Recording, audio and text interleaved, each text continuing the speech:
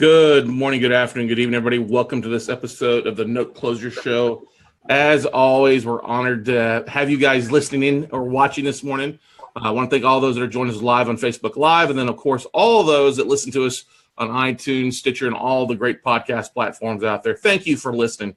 In today's episode, I think you guys are in for a really awesome treat. I've known this lady over the last few years and been able to watch her just absolutely transition from living here in the States, working on notes, living it, and then basically choosing to change some of the things that she was working on to literally live a life that a lot of people only could dream of. I mean, this lady is out there doing some amazing things, traveling, and absolutely just having a great time and using the power of her note business and real estate to help finance her dreams. And so we're very honored to have us join us live from Puerto Rico this morning, my friend Lindsay Gordon. Good morning, Lindsay.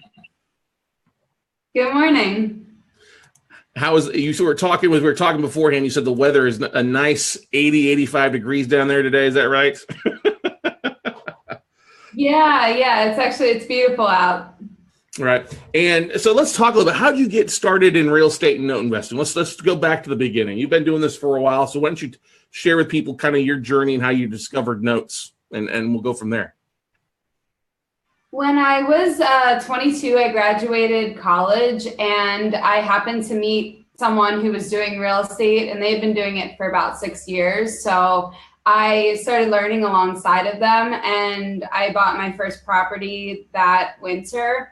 And so from there, I just was flipping properties, renting properties, and you get connected to the right people. And we met someone who was buying non-performing second mortgages. And the property business was great. I mean, you can't complain, but there are some things you can complain about. And so when we started learning about notes, we realized that there was a lot of benefits to doing that, and it seemed a lot more profitable. So, and we also felt like we could expand more. And I've always wanted to be able to be virtual. So that allowed me to have that flexibility. Yeah, and you were living up in the Philadelphia area, right? Or New Jersey area, is that right? Is where you were originally living? Yeah, I'm from right outside Philadelphia. There you go. Go Cowboys. No, just Eagles, come on. We won. Just give us some credit. Exactly. And so you guys started buying seconds. Is that correct? You had a portfolio. You're buying a pretty good chunk of seconds and stuff. Were you using your own money or other people's money? So everything I've always done, I just started out with like a small amount, and I started out with my own money because I wanted to see how it worked, just to validate what people were saying was true. And then once I did the first small pool, we quickly grew from that to raising money to having a private placement and starting a company around it. That's awesome. And when did you guys decide to make the transition down to Puerto Rico? What was the thought that went into that? And kind of, why don't you talk, because I know that before you didn't talking like the tax advantage and stuff like that, you've always wanted to live in the the tropics, or what kind of led to that? You just get tired of the Philly winters? Actually, I had lived in Philadelphia for 28 years, in the Pennsylvania for 28 years, and I never even thought of leaving. I always loved traveling, but I never thought of moving. But one day, Joe got some information about the ability to not have to pay taxes and live in Puerto Rico. So once he found out about it, I was all in for that, because obviously, our business is tax heavy, and to go from paying a lot of taxes to zero is huge. So, I mean, it made perfect sense. And I also wanted to learn Spanish, and, you can't complain. Right. So let's talk about that. What are some of the tax advantages that you guys have of you guys started a new company it's Puerto Rico based, right? We actually didn't have to even do that.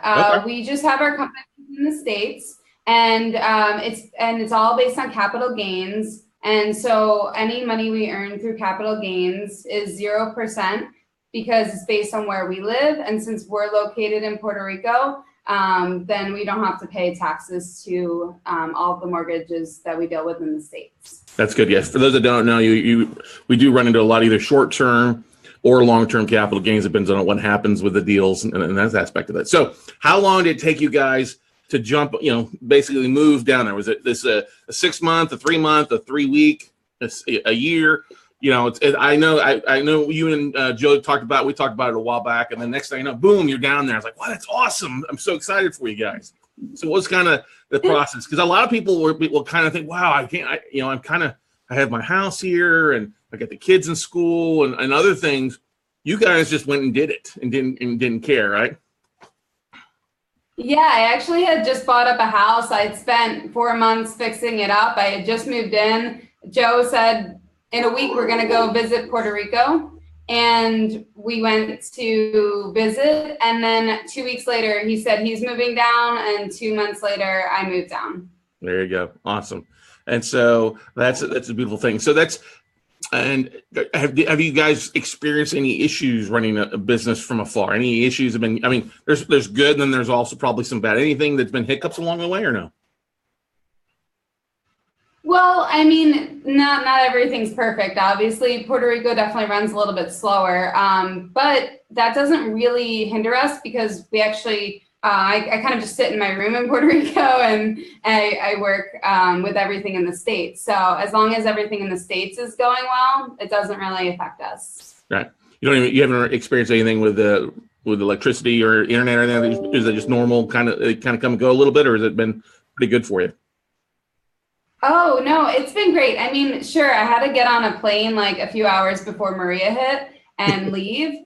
So I left for like 3.5 months or something. But then once I got back January 1st, I live in like the touristy area right by the beach. And so they like to keep that going. And so I've had no issues at all. Right. So I know that we've communicated a while back that you were talking about you found a great place. Is it cheaper living down? The cost of the living cheaper? Is it more expensive? What are you seeing down there? It really depends on what you want. If you want like oceanfront places, and they're in like really nice, huge places, they can be more expensive, but still cheaper than like a Miami or something like that. But you can then turn around and go 2 blocks and get something really, really cheap. So it just depends on what you're looking for. Cool. But I'm sure one of the great things I think you've shared too is the fact that it's you found a great place. You're near the water, tourist range. Then I think one of the things I was noticing in your bio, you talked about that you found a portfolio of commercial loans down in Puerto Rico that you started working. Is that correct? Well, we actually were thinking about finding a pool of commercial loans, but we ended up just going and buying the REOs themselves after they had been foreclosed. So we bought a pool of 55 commercial properties in Puerto Rico, and we're in the process of selling them off. I think I have about 15 left. Oh, that's awesome. And did you get that direct from a bank down there, broker? How'd you kind of come across that? Yeah, it was through a broker for a bank in Puerto Rico. Okay, cool. That's awesome. Now, that's a beautiful thing. Are you seeing that the property values are still holding, or are they dropping any? Or you picked them up. Obviously, you're a smart girl. You know exactly how to price appropriately and stuff like that. How big a discount did you end up seeing that you got it compared to what you're selling it for? We were able to get a significant discount because we bought such a large package, so that helped a lot. And we're pretty much hitting all of our numbers. We did get appraisals, and we had local people who have been in this business for 10 years here reviewing everything for us. And I've pretty much been able to hit all my numbers on every single property. And I think I've even sold maybe 5 post Maria, even in and around Christmas time. So things are still selling. Oh yeah, definitely. It definitely, I see a lot of good stuff. And we've seen some portfolios of distressed notes down there that we see and from Banco Popular and a few other banks on a regular basis. And they're motivated to move that stuff.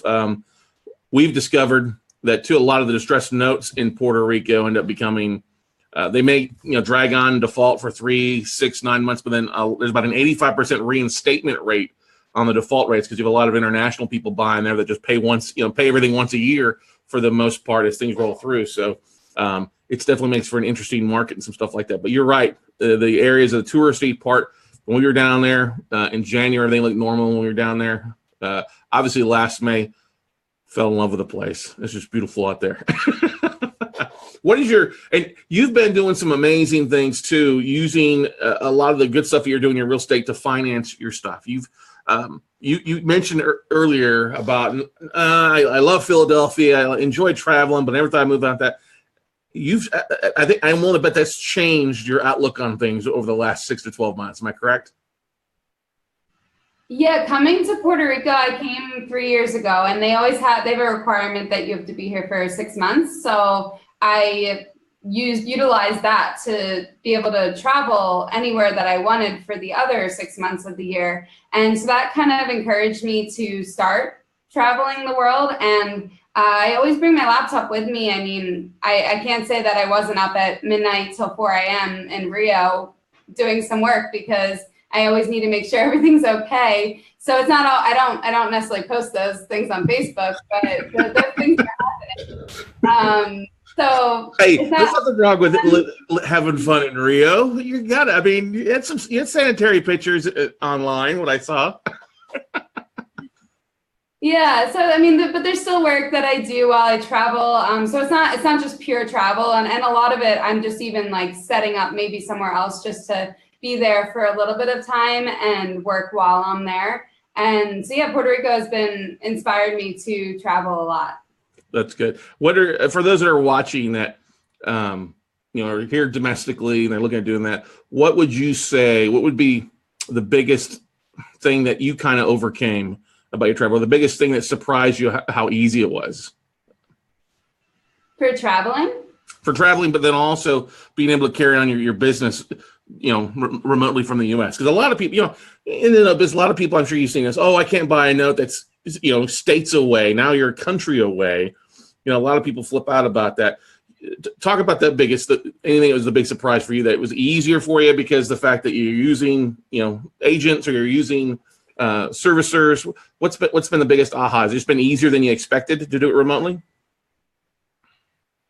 Yeah, actually, I think sometimes, even when I'm not in Philadelphia, I think sometimes I have the hardest time dealing with I have some property in Philadelphia, and sometimes I have the hardest time doing things there. And I'm like, why am I not just doing the same thing I'm doing in all the other states? I've sold a property in Georgia. I'm selling a property tomorrow in Arizona. I'm selling properties everywhere, but it makes it even easier for me, actually, because I have to find someone to take care of it for me. So I have like a whole system of how I find the best people to represent me. And then that makes traveling just as easy, or being in Puerto Rico just as easy. I mean, I have regular cell service here, and everyone's pretty reachable nowadays by email. It makes it so easy to be moving around and in contact with everyone. Yeah, exactly. When you talk about the use of Skype or Zoom or cell phone or text or Facebook message, I mean, there's a whole variety of way to get a hold. I think we communicated in 3 or 4 different ways, getting everything set up that people take for granted, that you can really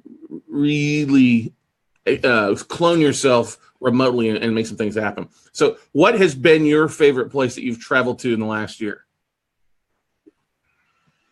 I think it has to be Spain. I went to Spain and Portugal. I did a road trip for a month, and it was really, really fun. I really like Latin culture, and it was a little bit actually more like the US maybe than Puerto Rico is. So it kind of felt a little more at home there too. That's good to know. I'm headed to Barcelona next here in a few months for a cruise out of there as well. So that's good to hear.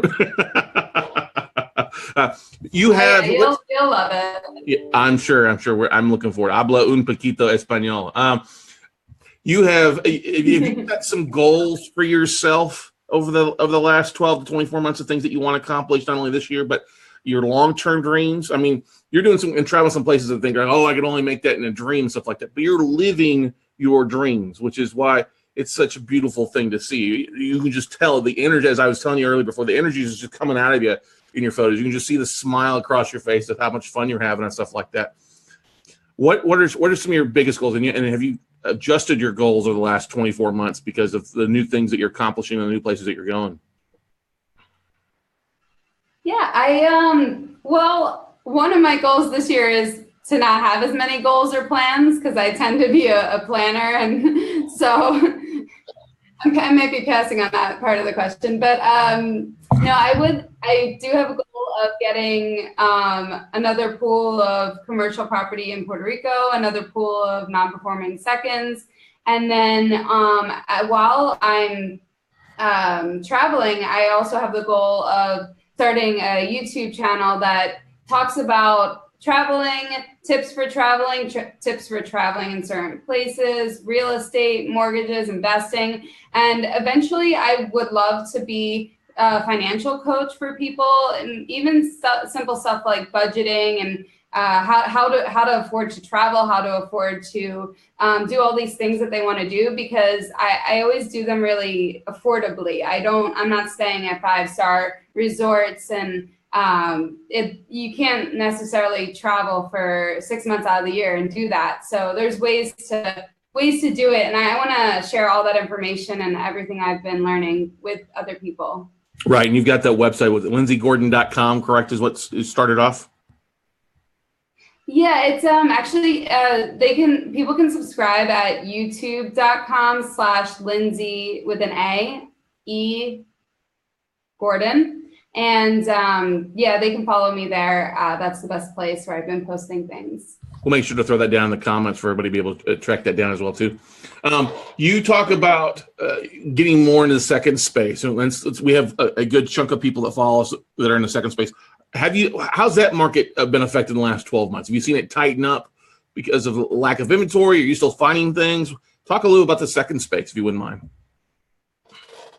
Yeah, I think just as the economy's been improving, and we're still oftentimes buying seconds from years and years and years ago now. So a lot of them that they wanted to sell, they've already sold or written off. And yeah, it definitely has tightened up. The pricing has increased a lot. So sometimes even when people come to me to buy seconds, they're expecting lower pricing than I can offer, because I had to pay maybe even twice as much. So it might be twice as much. So there's definitely been a shift there as well.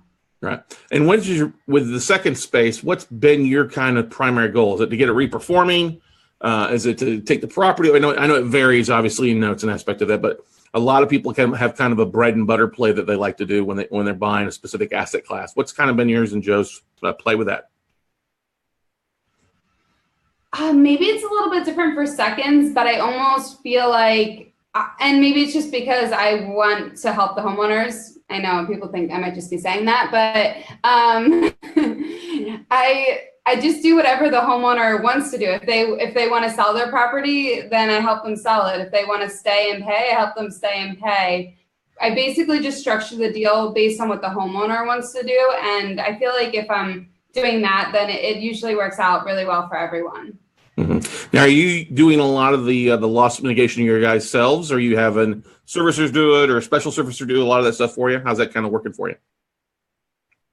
We have a servicer that we put the notes with, but I do a lot of the negotiations. Okay, cool.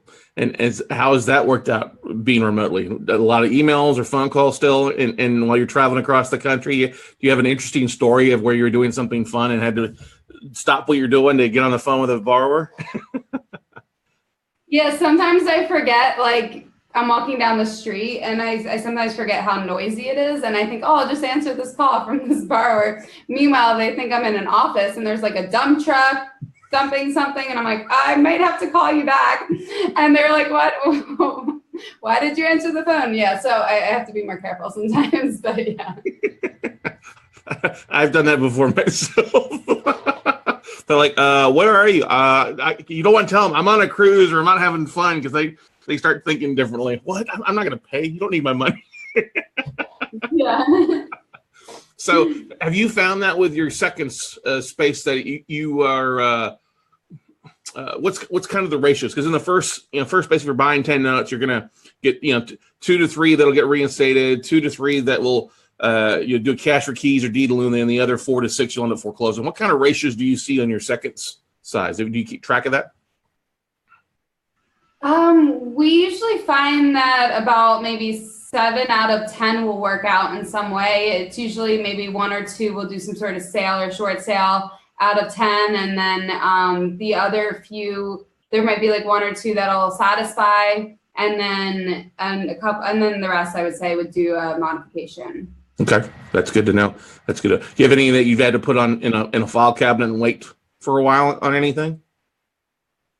Yeah, I would say maybe like 3 out of 10. But recently, some of those that I put on a shelf a few years ago, they have been even sending in full payoffs now, which it's been nice. Yeah, exactly. As property values have appreciated and gone up and increased. Now, we have a lot of people. I got a text message here from somebody saying, "Hey, how are you raising? What's your best way of raising capital in the second space?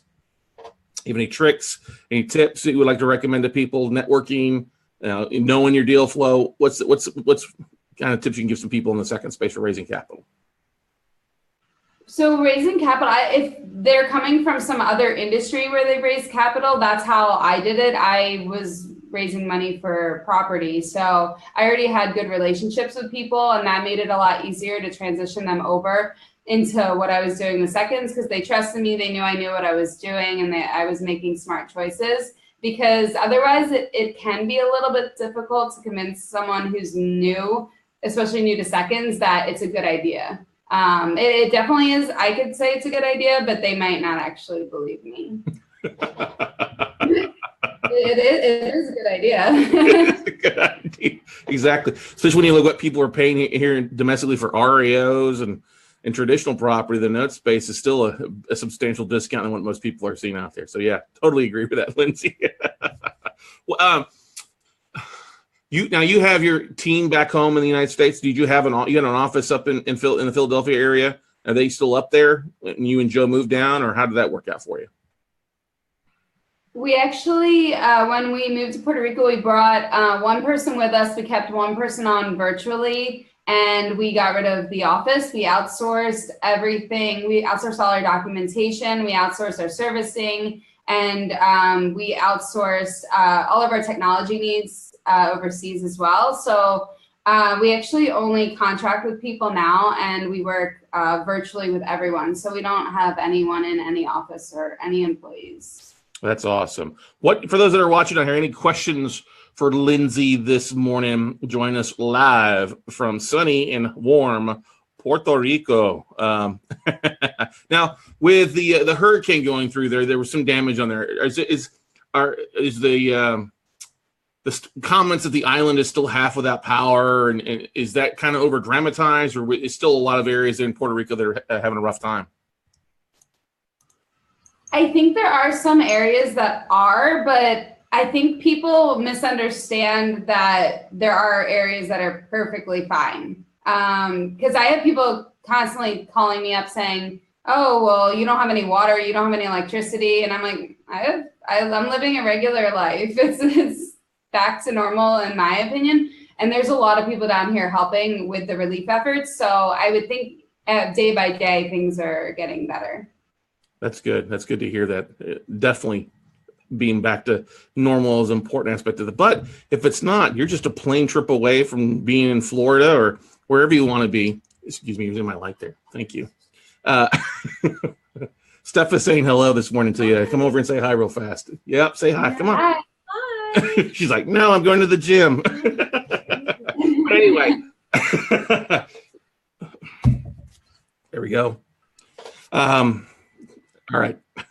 Thanks for the interruption. Go. Bye and goodbye. Thank you. So sorry.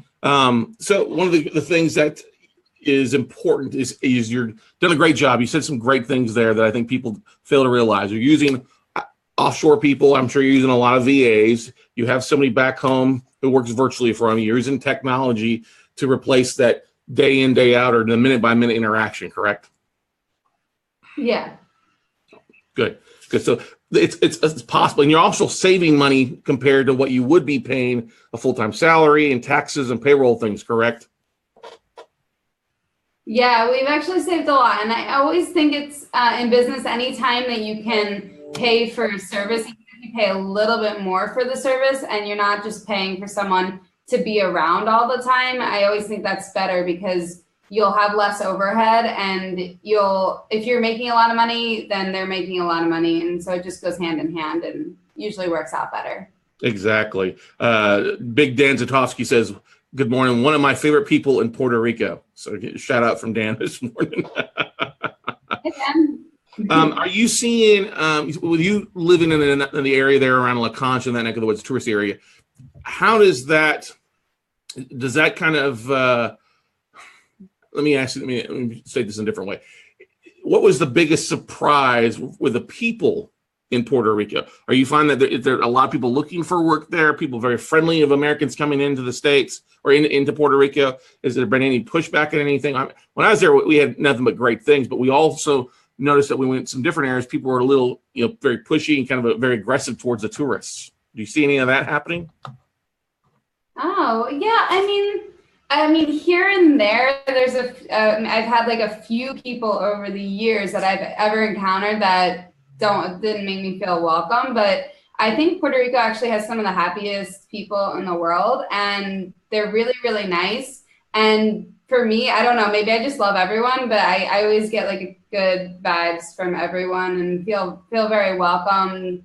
And I mean, sometimes it could just also be like a language barrier if you go to other parts of the island. So I speak a little Spanish, so I try to do that, and I dance salsa, so they usually love me. We're gonna start dancing salsa there. There you go. The language, the salsa of language, I guess you'd say. That's a beautiful thing. What do you miss the most? Do you miss anything from up here in the States? What's the thing that you miss the most from being down there? Anything on a regular basis? Well, I was living in DC, and actually the partner dancing in DC is better, but so I have been missing that, but I don't really miss the cold. I don't miss Pennsylvania too much. Sorry for people who are there. Anything else besides the cold and the people? No, everything's good. That's the beautiful thing. Right? Yeah.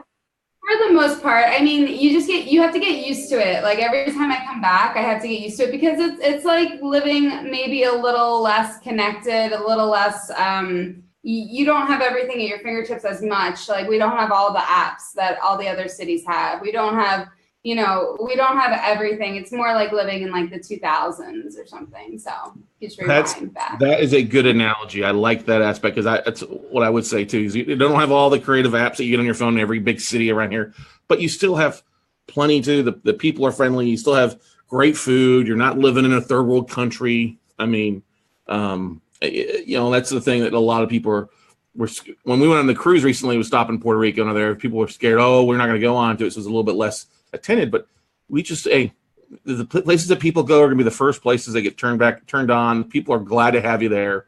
You're doing some great things down there. You're putting money into the economy, buying and selling properties and things like that to really knock some things out. Now, on the commercial property or the properties they bought, what's the makeup of those assets? Are they retail? Are they mixed use? What's the average kind of value for those properties down there in Puerto Rico? They were a variety of things. It was anywhere from mixed use to an office building to some land to a chicken factory to we pretty much anything you could possibly think of, I have bought and sold. Chicken factory. Yeah, hopefully you're getting a lifetime of chicken wings to go along with that, huh? Some good jerk chicken. All right, so let's do this.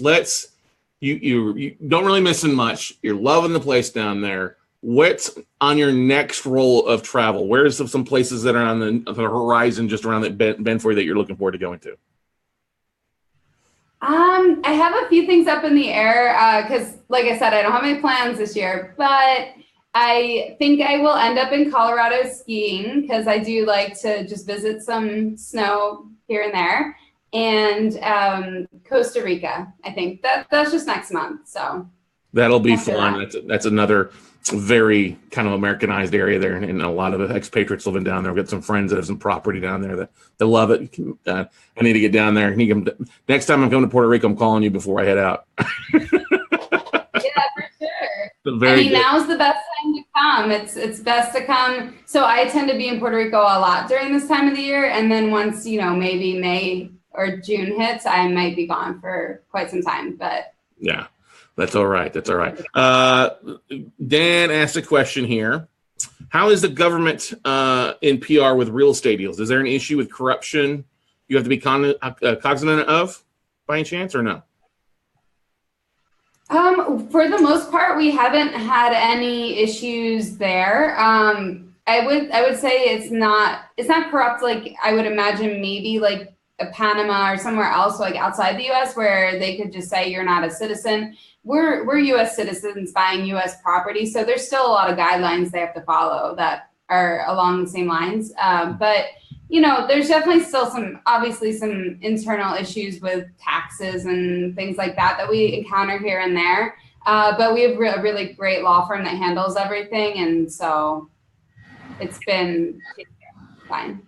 Yeah, definitely good. We visited with some mortgage brokers and real estate agents when we were down there, and then actually a judge on the not the appeals court. I can't remember what his title was, but the thing about Puerto Rico, if you're buying distressed debt in Puerto Rico, it's a longer foreclosure time frame, similar to New York and New Jersey. But that's why I think you made a really smart play. They're buying the REOs; it was already done for you.